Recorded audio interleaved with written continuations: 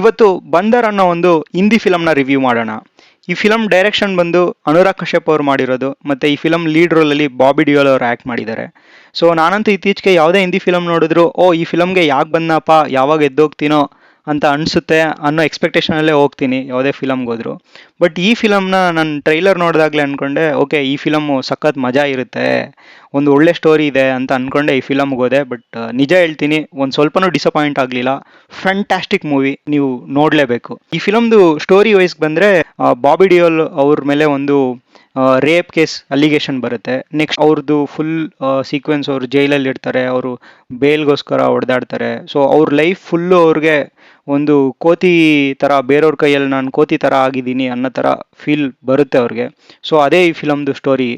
ಇನ್ನು ಈ ಫಿಲಮ್ದು positive pointers ಅಂತ ಬಂದರೆ ನಿಮಗೆ ಅದು ರೈಟಿಂಗು, ಎಡಿಟಿಂಗು, ಅಥವಾ ಒಂದು ಸ್ಕ್ರೀನ್ ಪ್ಲೇ, ಒಂದು ಸಖತ್ ಸ್ಟೋರಿ, ರಾ ಅನ್ಫಿಲ್ಟರ್ಡ್ ಅಂತ ನೀವೇನು ಅಂತೀರಾ ಆ ಥರ ತೋರಿಸಿದ್ದಾರೆ. ರಿಯಲ್ ಲೈಫಲ್ಲಿ ಯಾರ ಜೊತೆ ಬೇಕಾದರೂ ಈ ಥರ ಆಗ್ಬೋದು ಅಲ್ವಾ ಅಂತ ಅನಿಸುತ್ತೆ.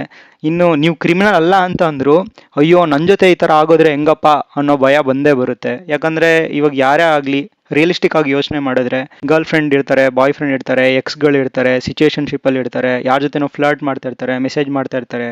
ಇನ್ನು ಆನ್ಲೈನ್ ಚಾಟ್ಗಳಂತೂ ತುಂಬಾ ರಿಸ್ಕಿ.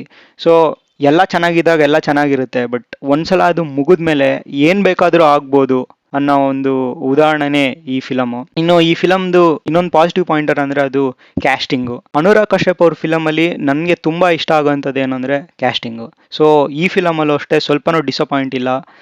ಬಾಬಿ ಡಿಯೋಲ್ ಅವ್ರು ಸಖತ್ತಾಗಿ ಸೂಟ್ ಆಗಿದ್ದಾರೆ. ಇನ್ನು ಜಿತೇಂದ್ರ ಜೋಶಿ ಅವರಿದ್ದಾರೆ, ಸಾನಿಯಾ ಮಲ್ಹೋತ್ರಾ ಅವ್ರದ್ದು ಸಖತ್ ಆ್ಯಕ್ಟಿಂಗು. ಇನ್ನೂ ಇಬ್ಬರು ಲೀಡ್ಗಳಿದ್ದಾರೆ, ಲೈಕ್ ಹೀರೋಯಿನ್ಸ್, ಅವರು ಸೆಕೆಂಡ್ ಥರ್ಡ್ ಹೀರೋಯಿನ್ಸ್ ಅನ್ಬೋದು.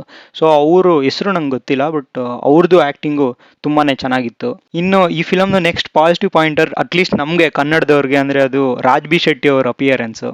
ಡ್ಯಾನ್ಸ್ ಮಾತ್ರ ಸಖತ್ತು ಮಜಾ ಕೊಡುತ್ತೆ. ಒಂದೊಂದು ಅಲ್ಲಿ ಲೀಕು ಆಗೋಗಿದೆ ಆ್ಯಕ್ಚುಲಿ, ಬಟ್ ಟೀಸರಲ್ಲಿ ತೋರಿಸಿದ್ರು ಒಂದು ಗ್ಲಿಮ್ಸು ಅವರು ಇರೋದನ್ನ. ಬಟ್ ಅಲ್ಲಿ ಮಾತ್ರ ಫಿಲಮಲ್ಲಿ ಸಖತ್ತು ಮಜಾ ಕೊಡ್ತು. ತುಂಬ ಖುಷಿ ಆಯಿತು ರಾಜ್ ಬಿ ಶೆಟ್ಟಿ ಅವ್ರನ್ನ ಅನುರಾಗ್ ಕಶ್ಯಪ್ ಅವ್ರ ಫಿಲಮಲ್ಲಿ ನೋಡಿ. ಇಬ್ಬರು unique thinking, at least film wise ನಾವು ನೋಡಿರೋ ಹಾಗೆ ಇಬ್ಬರು ಕೊಲ್ಯಾಬ್ರೇಷನ್ನು ತುಂಬ ಮಜಾ ಕೊಡ್ತು. ಇನ್ನು ಈ ಫಿಲಮ್ ನೀವು ನನ್ನ ಕೇಳಿದ್ರೆ, ನೀವು ಖಂಡಿತವಾಗ್ಲೂ ಈ ಫಿಲಮ್ನ ನೋಡಲೇಬೇಕು.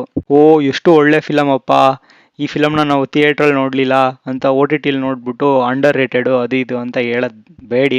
ಹೋಗಿ ಈ ಫಿಲಮ್ನ ನೋಡಿ ಒಂದ್ಸಲ, ತುಂಬ ಇಷ್ಟ ಆಗುತ್ತೆ ಅಂತ ಅಂದ್ಕೊಳ್ತೀನಿ. ಈ ಫಿಲಮ್ನ ನೀವೇನಾದರೂ ನೋಡಿದ್ರೆ ನಿಮ್ಗೆ ಹೇಗೆ ಅನಿಸ್ತು ಅನ್ನೋದನ್ನ ಕಮೆಂಟ್ ಸೆಕ್ಷನಲ್ಲಿ ತಿಳಿಸಿ. ಇವಾಗ ಹೋಗ್ಬಿಟ್ಟು ನಾನು ವರುಣ್ ಧವನ್ ಒಂದು ಫಿಲಮ್ ಬಂದ್ಬಿಟ್ಟಿದ್ದೀನಿ, ರಿವ್ಯೂ ಮಾಡೋಕ್ಕೂ ನನಗೆ ಇಷ್ಟ ಇಲ್ಲ ಅದನ್ನ. ಬಟ್ ನಿಮ್ಗೇನಾದರೂ ಬೇಕು ಅಂದರೆ ಕಮೆಂಟ್ ಸೆಕ್ಷನ್ ಹೇಳಿ, ಅದನ್ನ ರಿವ್ಯೂ ಮಾಡ್ತೀನಿ. ಈ ವಿಡಿಯೋ ನಿಮ್ಗೇನಾದರೂ ಇಷ್ಟ ಆಗಿದ್ರೆ ಲೈಕ್ ಮಾಡಿ, ಶೇರ್ ಮಾಡಿ, ಮತ್ತು ಸಬ್ಸ್ಕ್ರೈಬ್ ಮಾಡೋದನ್ನ ಮರಿಬೇಡಿ. ಇನ್ನು ನೆಕ್ಸ್ಟ್ ವಿಡಿಯೋದಲ್ಲಿ ಸಿಗೋಣ. ಅಲ್ಲಿವರೆಗೂ ಟೇಕ್ ಕೇರ್ ಆ್ಯಂಡ್ ಬಾಯ್.